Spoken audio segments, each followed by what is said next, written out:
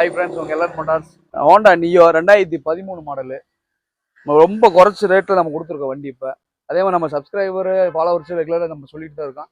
வண்டிங்க வர ஆளுக்கு ஃபுல்லாக நம்ம எவ்வளோ குறைச்சி தர முடியுமோ அவ்வளோ குறைச்சி கொடுப்போம்.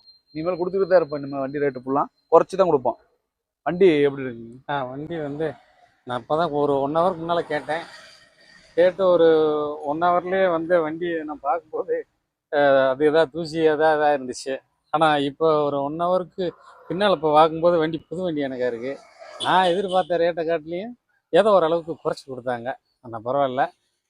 எனக்கு இந்த வண்டியை பார்த்ததில் வாங்கினதில் எனக்கு ரொம்ப சந்தோஷம். சர்வீஸும் நல்லா இருக்குது. நல்ல மனிதனாகவே இருக்கிறாரு. ரைட், அவர் முன்னாடி வளர என்னோட வாழ்க்கை. நன்றி.